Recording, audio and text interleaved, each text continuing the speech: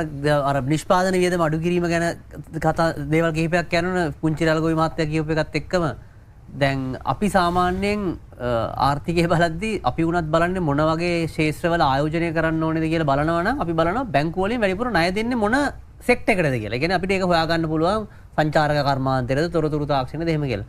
ඉතින් එතකොට මේ ගොවි මහත්වරුන්ට අපි කියන්නේ මුදල් යන්න ඕනේ. දැන් අපි නිතරම කියනවා හැමෝම මම හිතන්නේ මම ඉස්කෝලේ යන කාලේ මම ඉපදෙන්න කලිනුත් ඉඳන් කියනවා ඉතින් මේ කුඹුරට තාක්ෂණය එන්න ඕනේ කියලා. කුඹුරට තාක්ෂණය එන්න නම් බැංකු වලින් ණය යන්න ඕනේ. ණය කියලා කියන්නේ මේ ගෙවන එකක් නේ. ගෙවන එකක්. එතකොට ණය යන්න නමුත් ණය යන්න ක්‍රමයක් නැහැ.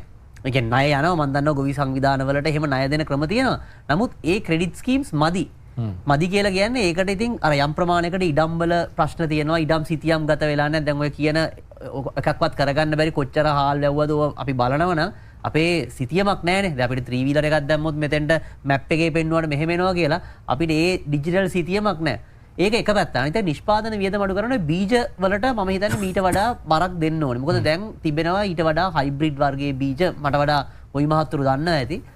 එතකොට ඒ සම්බන්ධයෙන් මොකද පළවෙනි පරම්පරාවේ බීජ ටික දෙන්නේ කෘෂිකර්ම දෙපාර්තමේන්තුවේ. ඊට පස්සේ ගොවි මහත්තුරු ටික තමයි මේක අපි කියනවා කොපි කරලා අලුත් බීජ ටික හදාගන්න. එතකොට සමහර වෙලාවට වතාවන් ගාණක් එකම අර දෙවෙනි වතාවේ කොපි කරගත්තු බීජයෙන් බීජ කොපි කරගත්තොත් එහෙම නැත්නම් පිටපත් කරගත්තොත් එහෙම ඒවයි අර ජානමය ගුණය යම්කිසි ප්‍රමාණයකට අඩු වෙනවා. එතකොට අස්වැන්න එහෙම යම්කිසි ප්‍රමාණයකට අඩු වෙනවා. ඉතින් ඒ නිසා බීජ වලට විශාල අවස්ථාවක් දෙන්න ඕනේ. ලංකාවෙත් ආයතන තියෙනවා ඒ වගේ කියන්නේ රජයම මේක කරන්න ඕන කියලා මගේ අදහස මම ටිකක් වෙළඳපොළ පැත්තෙන් එන කෙනෙක්නේ. රජයම කරන්න ඕන කියලා එකක් නෑ. මොකද හොඳ බීජ තියෙනවා නම් ගොවි මහතුරු කොහොමත් සල්ලි දීලා වියදමක් කරනවා. ඉතින් ඔවුන්ට වැඩි අස්වන්නක් ලබා දෙන බීජයක් ගැනීමේ තෝරා ගැනීම ඔවුන්ට දෙන්න ඕනේ.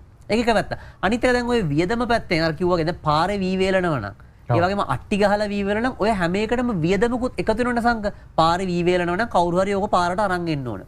ඕක වී ටික අතුරන්න ඕනේ. ඕක දිහා බලන් ඉන්න ඕනේ. නැත්තම් සත්තු කනවා. එතකොට අපත යාමක් කරනවා. එතකොට ඊට අමතරව ඕක මීට වඩා වේලන්න හොඳ ක්‍රම තියෙනවා නම් ඒ හැම එකටම එතකොට ඇත්තටම අර මේ තාක්ෂණය ගෙනාවට පස්සේ වියදම සාධනීය විදියට සෑහෙන අඩු කරගන්න පුළුවන්. එතකොට තමයි නිෂ්පාදන වියදම අනික් පැත්තෙන් අඩු වෙන්නේ.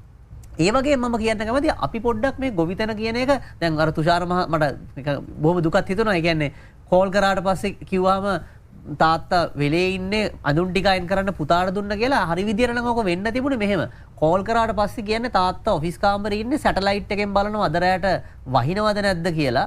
ඒ වගේම වතුර මට්ටමේ තියෙන රසායනික ද්‍රව්‍ය ලෙවල් එක බල බල තමයි තාත්තා ඉන්නේ. තා පොඩ්ඩකින් කෝල් එකක් දෙන්න කියලා තමයි හරි විදියට නම් ගොවිතැන බලන්න තිබුණේ. එහෙම නැත්නම් ඩ්‍රෝන් එක රිමෝට් එකෙන් අන්න හරි ඩ්‍රෝන් එක රිමෝට් එකක් ඇහුණා කොච්චර ලස්සනද නේ. ඒක තමයි වෙන්න තිබුණේ. නමුත් අපිට එහෙම සීනයක් දකින්න බෑ.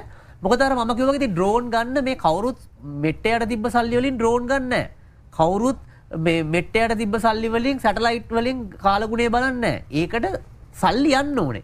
යන්න නම් ඒකට ක්‍රමවේද හැදෙන්න ඕනේ. ගබඩා කරන ඒවයි දැන් ඔය මම බලලා තියෙන ප්‍රධාන පෙළේ සයිලෝස් වල ගියාම ඒවයි පෙන්නන මේ වී වල කොච්චර තෙතමනයක් තියෙනවද හුලං ප්‍රමාණය කොච්චරද මේ තෙතමනේ අඩු වෙද්දි નિરાයාසයෙන්ම ඔය අපි කියන වේලන ප්‍රමාණය අඩු වෙනවා. ඔය වගේ මහා තාක්ෂණයක් මේකේ තියෙන. අනිත් එක ඒවයි වැඩ කරන්නේ ඔය සාමාන්‍ය ගමේ ආපු තරුණ ළමයි මම ගියාට පස්සේ. ඉතින් එතකොට ඒ පැත්තෙන් බලන්න අපිට ඒ සිහිනය දකින්න පුළුවන් වෙන්න ඕන ගොවි මහත්තුරුත් එක්ක.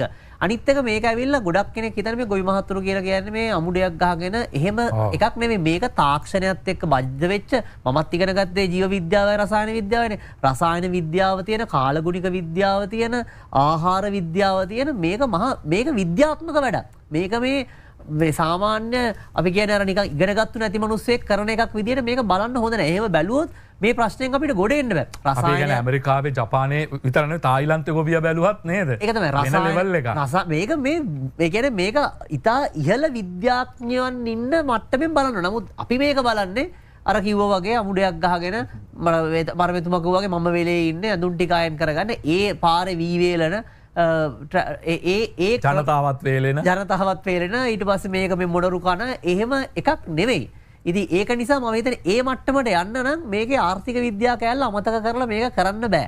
ඒක නිසා ඒ පැත්ත ගැන මම හිතන්නේ දැනත් සරි ඒකට දේශපාල මැදිහත්වීමක ම පිළිගන්න අනිවාර මේක දේශපාලන ගුත්තියනවන ඒක දේශපාල පව පොලිටික්ස් නෙවේ පොලිසිමේකින් පොලිසිමේකින් වල කෑල්ල කනිවාරෙන් තෙනද ඒක එක තනිතක මම මේ මගේ දත්ත වගේ මම මේක කියන ම ගෞරවය දෙනවන අපේ සුදාරකාරීරත්න තමයි මේ හාල්ගෙන විශාල පර්ේෂණයක් කරන්නේ ඒ වාර්තාවතාව අප ඉලි දැක්වෙන සුදාරකට සූතිවත්වන මේ දත් ඔක්කොම ලබාදුන නැත්තම් කවරුනිත මේ මාර හැදෑරීමක් කලගෙන හැදෑරීමක් කර නමුත් මේ හැදෑරීම පිටිපස්සේ විශාල පර්ේෂණ කණ්ඩෑමක් අප ඉන්න මඟ උන්ට ගෞරවය දෙනවා අනිත්